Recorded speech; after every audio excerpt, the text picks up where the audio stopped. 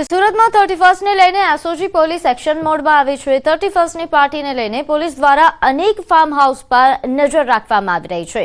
31st ની પાર્ટીને લઈને ડ્રોન કેમેરા સહિતની તૈયારીઓ પણ કરી દેવામાં આવી છે।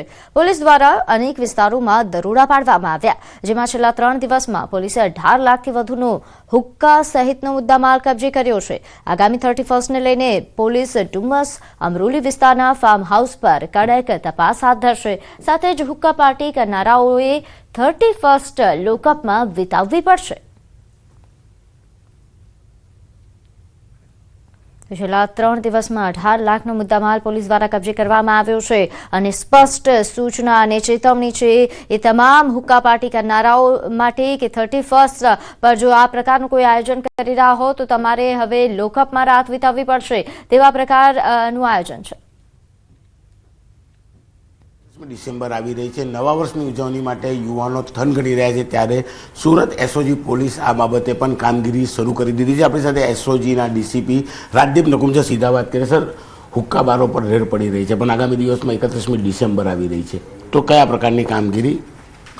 અમારી જે સતત એસઓજીની ટીમો સર્ચ કરી છે કે કોઈ હુક્કા બાર છે કે કેમ, અને હુક્કા વેચનારાઓ જે 4 શોપ હતી એને પણ તમામ જે હુક્કાઓ છે એને સીઝ કરવામાં આવ્યા છે, એના બિલ અંગેની તપાસ કરી છે।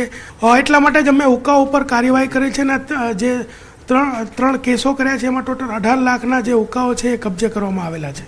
31ને લઈને કયા પ્રકારની કામગીરી હવે? જે ફાર્મ હાઉસીસના ક્લસ્ટર છે કે ડુમસ છે, વેડ રોડ છે, અમરોલી છે, આ તમામ જે ક્લસ્ટર ઉપર અલગ અલગ ટીમો બનાવી અને ડ્રોનથી સર્વેલન્સ કરવામાં આવશે અને જે ગુજરાત રાજ્યમાં કોઈ પણ પ્રતિબંધિત ચીજવસ્તુ હોય અને એનો જો ઉપયોગ થતો હોય ફાર્મ હાઉસમાં તો એ લોકો ઉપર કાયદેસરની કાર્યવાહી કરવામાં આવશે। નશાથી દૂર રાખવા માટે સુરત પોલીસનું અભિયાન ગોગો પેપર ચાલી રહ્યું છે। તો રેડ પડી રહી છે, હુક્કા વેચવાવાળાને પકડી લેવામાં આવી રહ્યા છે, પણ હુક્કા જે ફાર્મ હાઉસે જાય ત્યાં આગળ પણ 31ને લઈને પોલીસ દ્વારા સર્ચ ઓપરેશન અને કહી શકાય ડ્રોનથી બાજનગર રાખવામાં આવશે। કેમેરામેન જીગર ગુગલ સાથે કીર્તેશ પટેલ, ન્યૂઝ 18 ગુજરાતી, સુરત।